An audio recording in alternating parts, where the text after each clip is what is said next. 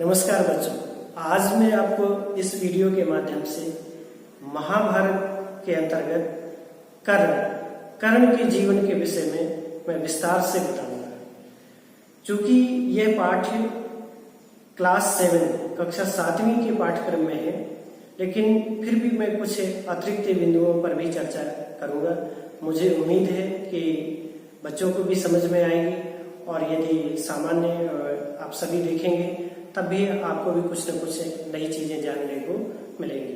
तो आइए हम शुरू करते हैं कर्ण पर। महाभारत में कर्ण एक प्रमुख पात्र है, एक महत्वपूर्ण पात्र है, जिसमें उसके सामान्य जीवन या सामान्य व्यक्ति के संघर्ष की कहानी है। हम आप मनुष्य सामान्य रूप से पूरे जीवन इसी प्रकार का संघर्ष करते हैं, अपनी महत्वाकांक्षाओं, अपनी पहचान को दिखाने के लिए। कर्ण जन्म से ही उसके साथ कुछ ऐसी घटनाएं जुड़ गई जिसके कारण से वो पूरे जीवन संघर्ष करता रहा।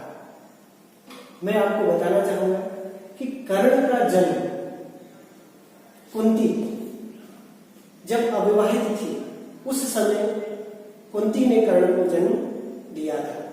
कथा यह है कि कुंती सूरसेन की पुत्री थी, लेकिन उन्होंने अपने फुफेरे भाई कुंती भोज को गोद दे दिया था, तो पालन पोषण कुंती भोज ने किया, इसलिए प्रथा का नाम कुंती पड़ गया। जब कुंती भोज के यहाँ थी तो उनके यहाँ दुर्वासा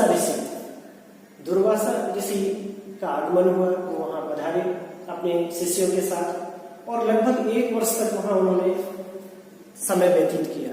उस 1 वर्ष के दौरान कुंती ने उनकी सेवा की। दुर्वासा ऋषि ने कुंती के भविष्य को जान लिया था कि उसका जिससे विवाह होगा उससे उन्हें संतान उत्पन्न नहीं हो सकती, लेकिन यह कारण नहीं बताया।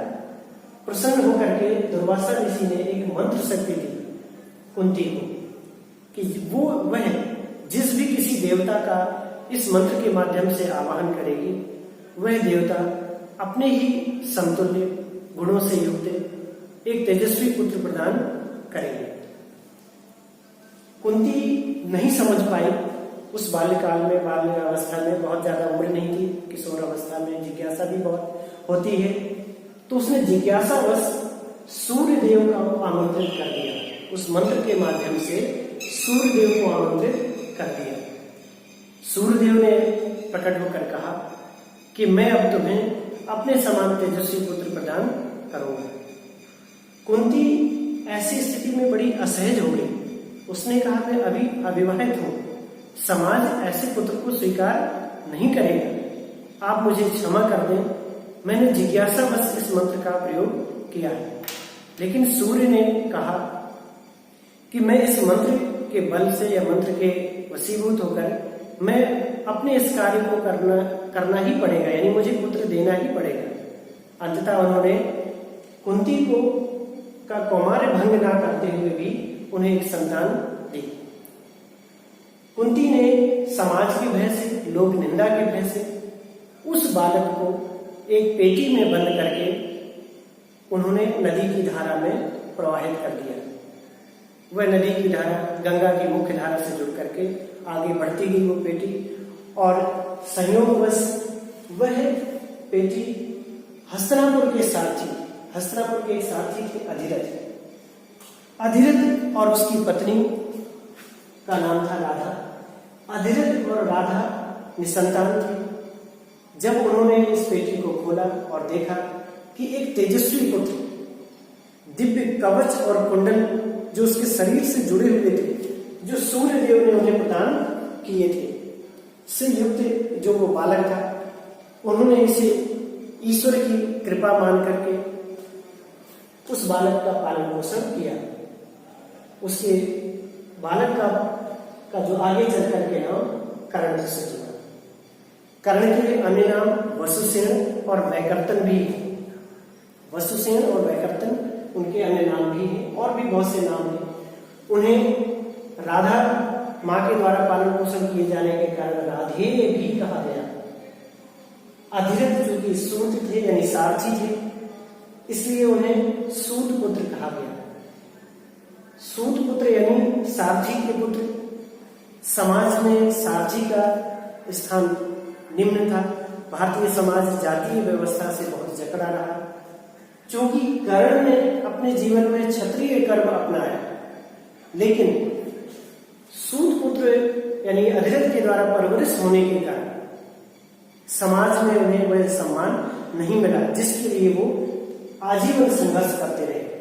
मृत्यु पर्यंत, मृत्यु के उपरांत उन्हें वो सम्मान मिल सका, क्योंकि कुंती ने एक अवसर पर यह पहचान लिया कि कर्ण उसका पुत्र है, लेकिन समाज के भय से या हस्तिनापुर राज परिवार में उसे एक राजकुमार के रूप में स्वीकृति नहीं मिलेगी, शायद इस भय से, कोई भी कारण हो सकता है, उन्होंने प्रकट रूप से कर्ण को अपना पुत्र नहीं माना। कौन्तेय होते हुए भी लेकिन कर्ण को वो सम्मान उनके जीवन काल में नहीं मिला। जब कर्ण बड़ा हुआ, उसको धनुर्विद्या सीखने का काफी अनुभव था, इच्छा थी, द्रोणाचार्य के पास वह गया, लेकिन द्रोणाचार्य ने कर्ण को शस्त्र विद्या सिखाने से मना कर दिया। उसकी वजह है कि द्रोणाचार्य गुरु थे, उन्हें सभी को सिखाना चाहिए था बिना किसी जाति बंधन के, लेकिन हस्तिनापुर के राज्य से वो वचनबद्ध थे। हस्तिनापुर राज्य से उन्हें मदद मिल रही थी। भीष्म के वो वचन दे चुके थे कि वो राजकुमारों के अतिरिक्त किसी को शिक्षा प्रदान नहीं करेंगे, इसलिए उन्होंने कर्ण को भी शिक्षित नहीं किया। और एकलव्य की भी कहानी द्रोणाचार्य से जुड़ी है, आप जानते होंगे, उनको भी उन्होंने शिक्षा प्रदान नहीं की। तत्पश्चात कर्ण के मन में जो भी सीखने की इच्छा थी, धनुर्विद्या सीखने की बलवती इच्छा थी, वह महर्षि परशुराम के पास गए। परशुराम जो कि क्षत्रिय कुल के शत्रु थे, द्रोही थे, वे ब्राह्मणों के अतिरिक्त किसी को भी विद्यादान नहीं देते थे, ये उनके अपने दायरे थे। तो कर्ण ने ब्राह्मण का रूप लेकर के यानी ब्राह्मण बन करके परशुराम से विद्या सीखी। विद्या सीखने में वो एक योग्य शिष्य साबित हुए। अपने कार्य विभाग से परशुराम जी को बहुत प्रसन्न कर लिया, उनके प्रिय शिष्यों में आ गए और उनसे ब्रह्मास्त्र की भी विद्या सीख ली, यानी तमाम अस्त्र शस्त्रों की विद्या सीख ली और सर्वोच्च अस्त्र ब्रह्मास्त्र भी उन्होंने सीख लिया। लेकिन एक दैवयोग, जैसे कहते हैं कि जो होनी होती है वो होकर रहती है। एक बार परशुराम जी किसी यात्रा के क्रम में जा रहे थे, तो विश्राम करते हुए एक पेड़ की छाया के नीचे विश्राम करने लगे। परशुराम ने अपना सिर कर्ण की गोद में रख लिया और सो गए। इसी बीच एक कीड़ा, जिसे भौरा भी कहा गया है या कोई अन्य कीड़ा, आकर के कर्ण की जांघ को काटने लगा, लेकिन कर्ण ने उस पीड़ा को, उस कष्ट को सहन किया, यह सोचकर कि कहीं उनके गुरु की नींद भंग ना हो जाए। वो उस पीड़ा को सहन करते रहे। रक्त का प्रवाह हो रहा था। गर्म रक्त के प्रवाह को जब परशुराम के शरीर से स्पर्श किया तो उनकी नींद खुल गई। उन्होंने अपना अनुमान लगाया कि ब्राह्मण में शक्ति और सामर्थ्य हो सकती है, लेकिन इतनी सहनशीलता क्षत्रिय में ही हो सकती है। और उन्होंने कर्ण से कहा कि तुम अपना वास्तविक परिचय बताओ। कर्ण नहीं जानता था अपने कुल के बारे में, लेकिन हाँ, वह इतना तो जानता था कि वह ब्राह्मण नहीं, वह सूत पुत्र है। परशुराम ने तब भी कहा कि यह भी तुम्हारे जीवन का सत्य नहीं है, तुम अवश्य क्षत्रिय कुल से और तुमने छल से यानी झूठ बोल करके मुझसे विद्या सीखी, इसलिए मैं तुम्हें श्राप देता हूं। परशुराम ने उनको श्राप दे दिया कि तुमने जो भी मुझसे विद्या सीखी, जब तुम्हें जीवन के संकट काल में सबसे अधिक आवश्यकता होगी इस विद्या की, तब तुम इसे विस्मृत कर दोगे, यानी भूल जाओगे, तुम्हारी स्मरण शक्ति कमजोर हो जाएगी और तुम ब्रह्मास्त्र का संधान नहीं कर पाओगे। कर्ण ने उस श्राप को सिरोधार किया, स्वीकार किया। कर्ण ने यह भी कहा कि मेरे पास इसके अलावा और क्या विकल्प था। यदि मैं सूत पुत्र बताता तब भी आप मुझे शिक्षित नहीं करते, तो मुझे झूठ बोलने के अलावा कोई अवसर नहीं था। पूर्व के कर्ण के गुणों से प्रभावित होकर परशुराम जी को भी पश्चाताप हुआ, लेकिन वो अपना श्राप वापस नहीं ले सकते थे। प्रसन्न होकर के उन्होंने एक शक्तिशाली धनुष प्रदान किया, विजय धनुष। यानी जिस प्रकार अर्जुन के लिए गांडीव धनुष प्रसिद्ध है, उसी प्रकार कर्ण के धनुष का नाम था विजय धनुष, जो भगवान विश्वकर्मा द्वारा निर्मित किया गया था, जिसे परशुराम जी ने कर्ण को दे दिया। महाभारत का युद्ध है और तमाम अनेक युद्ध कर्ण ने इसी धनुष से लड़े। यह दिव्य धनुष बहुत ही शक्तिशाली था, मंत्रों से अभिमंत्रित था, इसलिए इस धनुष के हाथ में रहते कर्ण को पराजित करना किसी के लिए भी आसान नहीं था। जैसा कि अभी मैं आपको लेख करूंगा, मैं आप संक्षिप्त में थोड़ा सा परिचय यहां देना चाहूंगा। कर्ण द्रौपदी से विवाह करना चाहते थे। द्रौपदी स्वयंवर में उन्होंने उससे प्रतिज्ञा को पूरा करने के लिए तत्परता भी दिखाई, लेकिन द्रौपदी ने उन्हें सूत पुत्र कहकर के अपमानित कर दिया।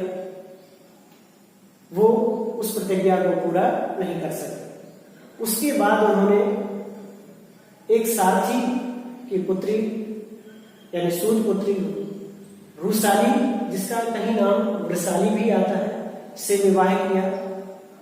एक विवाह उन्होंने सुप्रिया नाम की स्त्री से किया, यानी उनकी दो पत्नियां थी, रुसाली और सुप्रिया। उनके पुत्र भी हुए, 9 पुत्र माने गए, कहीं कहीं 10 पुत्रों का भी उल्लेख आता है। वृषसेन, चित्रसेन, वृषकेतु, सत्यसेन, सुसेन, द्विपाद, प्रसेन, वनसेन, शत्रुंजय। वृषकेतु को छोड़ करके शेष पुत्र महाभारत के युद्ध में शहीद होते हैं, यानी मारे जाते हैं पांडव सेना के द्वारा, अर्जुन, भीम और सात्यकी के हाथों।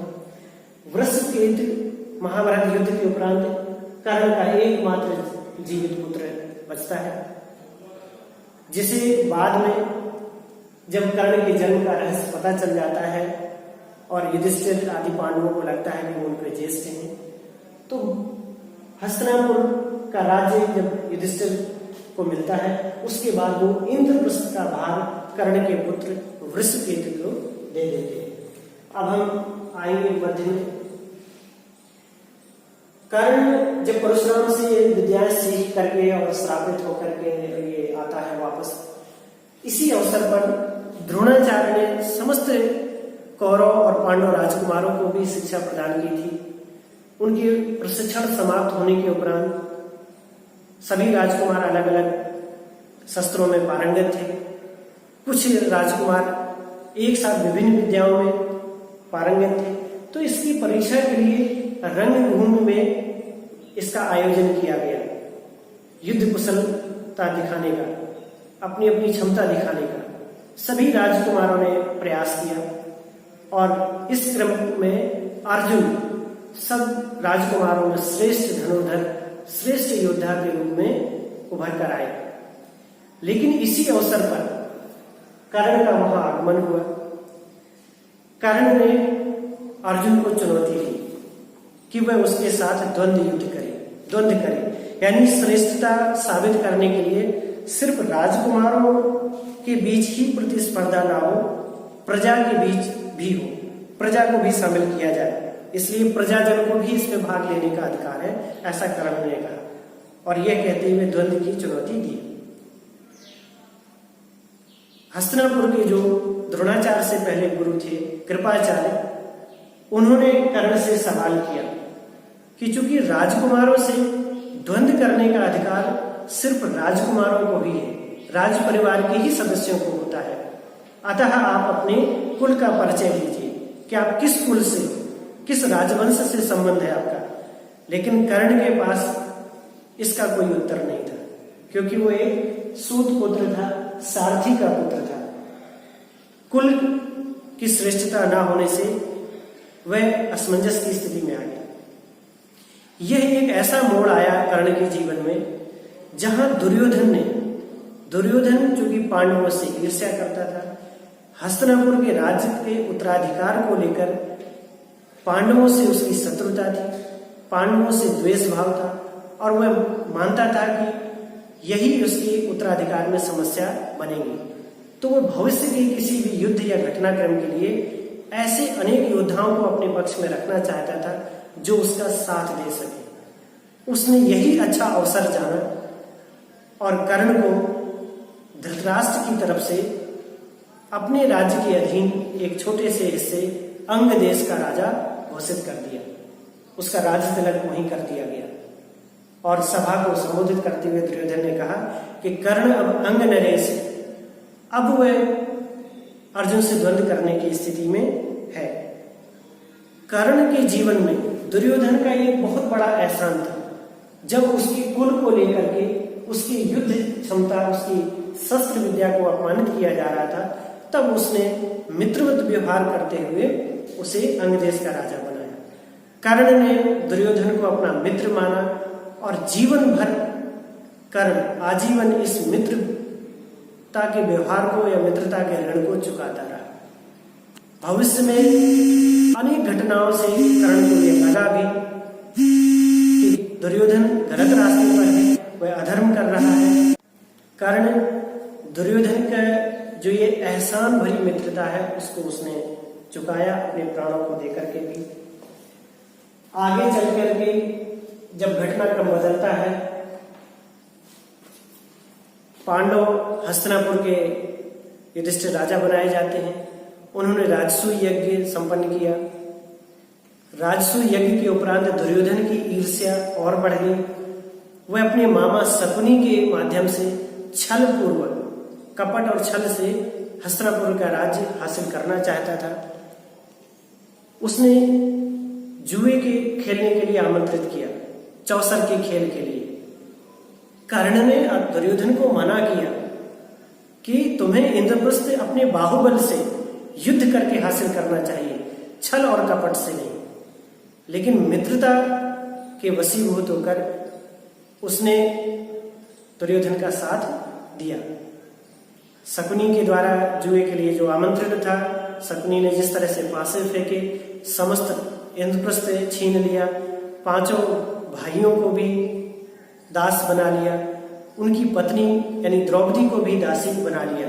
और जब दुर्योधन और दुशासन ने द्रौपदी को राजसभा में अपमानित किया, तब मित्रतावश कह लो या क्या ऐसा दैव योग था कि कर्ण ने भी द्रौपदी को अपमानित किया।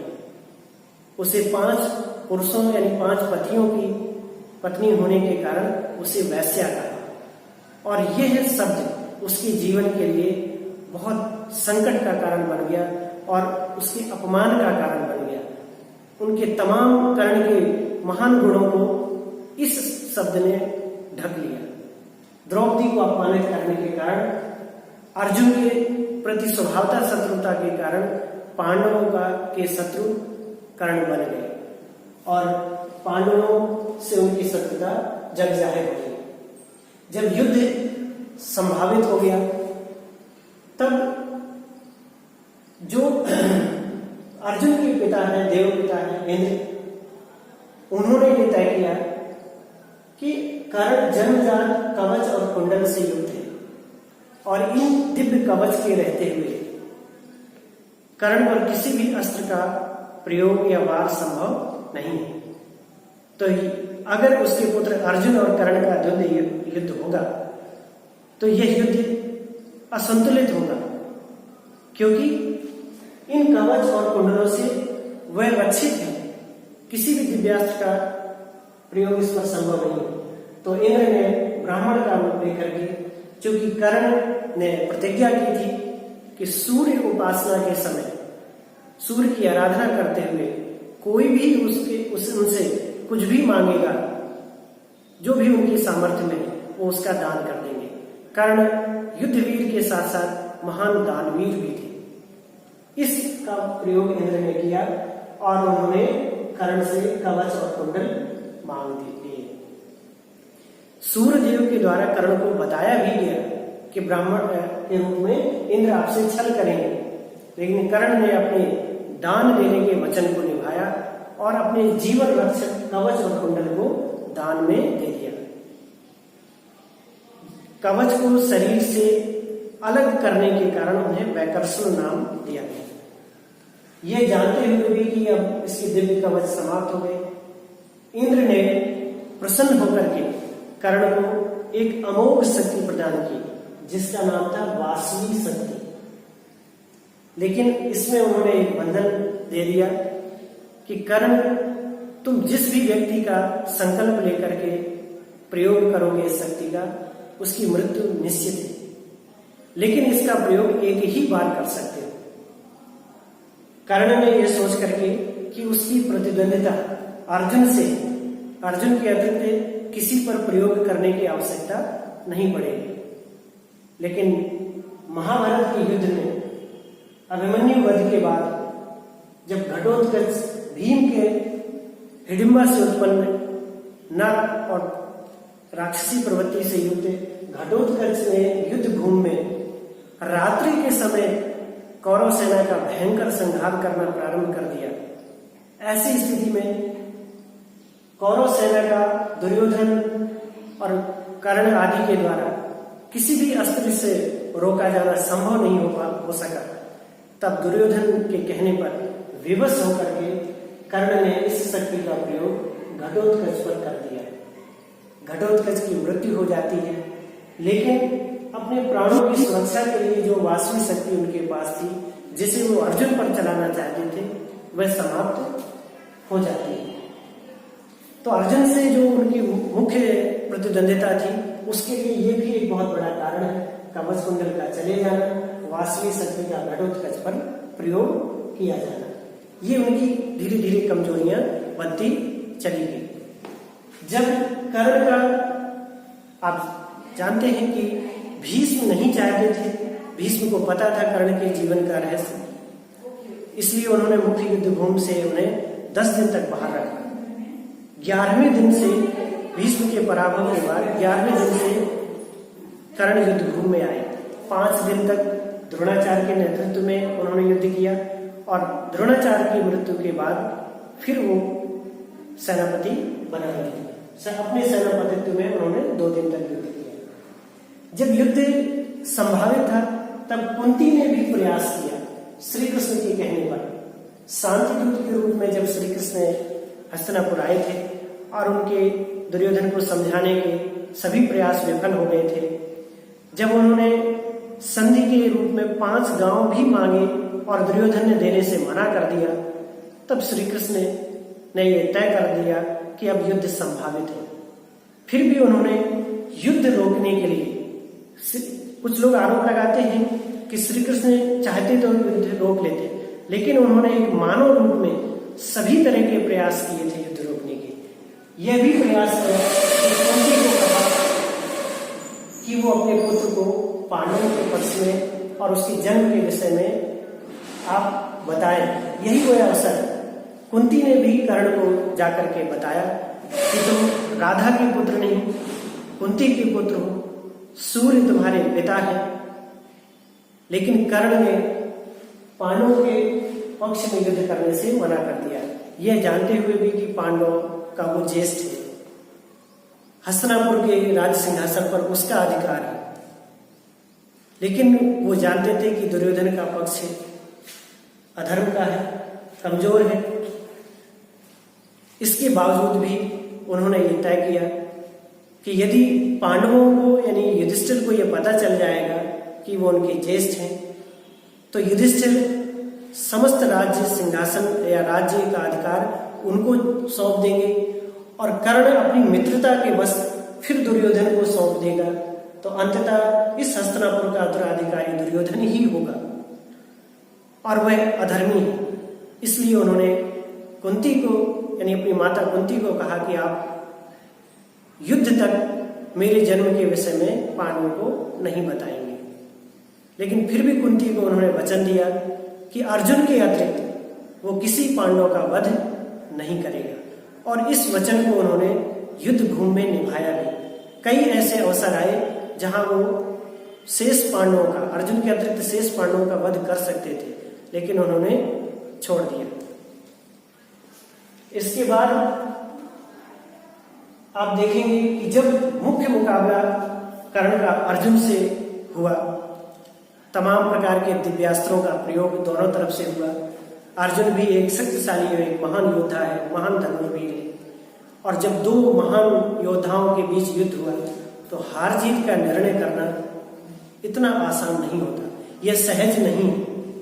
आज भी समाज ये नहीं तय कर पाता है कि अर्जुन श्रेष्ठ धनुर्वीर था या कर्ण। दोनों महान योद्धा थे। भयंकर द्वंद्व युद्ध हुआ। श्री कृष्ण जो कि अर्जुन के सारथी थे, भगवान कृष्ण, और उनकी ध्वज पताका पर स्वयं हनुमान जी विराजमान थे। इसके बावजूद भी कर्ण को पराजित करना आसान नहीं था। जीवन में मिले कुछ श्राप के कारण भी एक अवसर ऐसा आता है जहां अर्जुन के रथ का पहिया कीचड़ में, जमीन में धंस जाता है।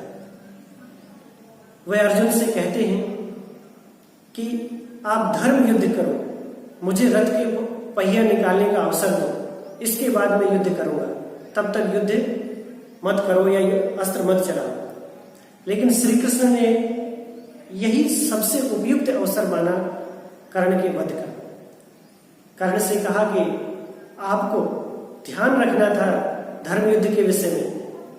जब अभिमन्यु का वध किया गया था, 6 महारथियों ने मिलकर के उस बालक अभिमन्यु का वध किया, उस समय धर्म युद्ध कहां था?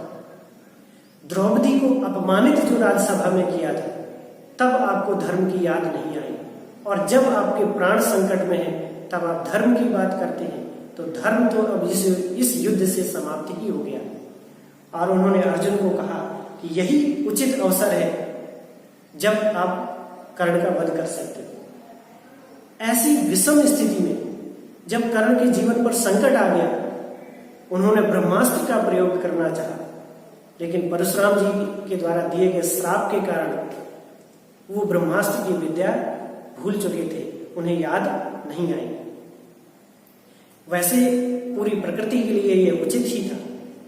यदि ब्रह्मास्त्र का कर्ण प्रयोग करते तो स्वाभाविक है कि अर्जुन भी अपने आप को बचाने के लिए ब्रह्मास्त्र का प्रयोग करते। और जब 2 ब्रह्मास्त्र आपस में टकराते तो बहुत विनाश होता, संपूर्ण प्रकृति का विनाश होता, महाविनाश उपस्थित होता। कर्ण को वह विद्या याद नहीं आई। उन्होंने अपने धनुष का परित्याग कर दिया था, विजय धनुष का। यदि विजय धनुष उनके हाथ में होता तो संभव है कि उनको मारना आसान नहीं था। दूसरी ओर अगर मैं कृष्ण के विचारों को समझ सकता हूं तो कृष्ण भी कर्ण को सम्मानजनक मृत्यु देना चाहते थे। उनकी योद्धा रूप को, जिसके लिए उन्होंने सूत पुत्र होने के कारण जीवन भर संघर्ष किया, उन्हें वो सम्मान शायद युद्ध शस्त्र रहते ना मिल पाता। क्योंकि अर्जुन को भी पराजित करना कर्ण के लिए इतना सहज नहीं होता। इसलिए उन्होंने निशस्त्र रूप में जब उन्होंने धनुष का परित्याग कर दिया, उनके रथ का पहिया धस गया। श्राप के कारण से ब्रह्मास्त्र की विद्या और तमाम अस्त्र भी भूल चुके। जो उनके पास अन्य दिव्यास्त्र थे अर्जुन को मारने के, वासवी शक्ति जैसे अन्य और भी अस्त्र उन्होंने प्रयोग किए थे युद्ध के दौरान। नागास्त्र है, नाग का प्रयोग किया था, अश्वसेन नाग का प्रयोग भी उन्होंने किया था, भार्गव अस्त्र है, बहुत से अस्त्रों का प्रयोग किया था, फिर भी वो अर्जुन का वध नहीं कर सके थे। तो सामान्यतः उनके अस्त्र लगभग संपूर्ण हो चुके थे। कुछ उन्होंने प्रयोग किए थे, ब्रह्मास्त्र श्राप के कारण याद नहीं आया। ऐसी स्थिति में उनकी युद्ध वीरता को सम्मान देते हुए कृष्ण के आदेश पर अर्जुन ने अंजनी अस्त्र यानी दिव्यास्त्र का प्रयोग करके कर्ण का वध कर दिया। कर्ण का एक महान जीवन, महान व्यक्तित्व महाभारत की युद्ध भूमि में 17वें दिन के युद्ध में वह जीवन लीला समाप्त हो गई। कुंती ने युद्ध भूमि में जाकर के कर्ण की मृत्यु पर दुख प्रकट किया और उन्होंने अपने ज्येष्ठ पुत्र युधिष्ठिर को उनका अंतिम संस्कार करने के लिए कहा। पांडव अनभिज्ञ थे। कर्ण को पता था कि वो अपने अनुजों से युद्ध कर रहे हैं, लेकिन पांडव उनके जीवित रहते नहीं पता कर पाए या नहीं उन्हें पता चला कि कर्ण उनके ज्येष्ठ हैं। उन्होंने आशंका व्यक्त की कि आप क्यों कर्ण का पक्ष ले रहे हैं। तब कुंती ने बताया कि वह राधेय नहीं, वह कौन्तेय है, वह कुंती पुत्र है और आपका ज्येष्ठ है। युधिष्ठिर बहुत ही दुखी हुए, अर्जुन बहुत दुखी हुए क्योंकि उनके हाथों उनकी मृत्यु हुई। युधिष्ठिर दुखी हुए कि उनके ज्येष्ठ भ्राता शत्रु हुए और उनके हाथों मृत्यु को प्राप्त हुए। उन्होंने अंतिम संस्कार तो श्री कृष्ण के कहने पर दुर्योधन ने किया, लेकिन जब युधिष्ठिर राज्य हस्तिनापुर के उत्तराधिकारी हुए तो उनके सम्मान में उन्होंने प्रत्येक दिन 1 मन सोना दान देने की परंपरा का पालन किया। और जैसा मैंने पहले बताया था कि एकमात्र जीवित पुत्र वृषकेतु को उन्होंने इंद्रप्रस्थ का कार्यभार सौंप दिया था। ये पांडवों का अपने ज्येष्ठ भ्राता कर्ण के प्रति सम्मान था। इस प्रकार कर्ण का संपूर्ण व्यक्तित्व मैंने एक छोटी सी इस वीडियो में बांधने की कोशिश की है। मुझे उम्मीद है कि आपको ये वीडियो अच्छी लगेगी, आपको बातें समझ में आई होंगी। फिर भी बहुत से बिंदु ऐसे हैं जो छूट भी गए होंगे, फिर भी मैं उम्मीद करता हूँ आपको वीडियो अच्छी लगी होगी।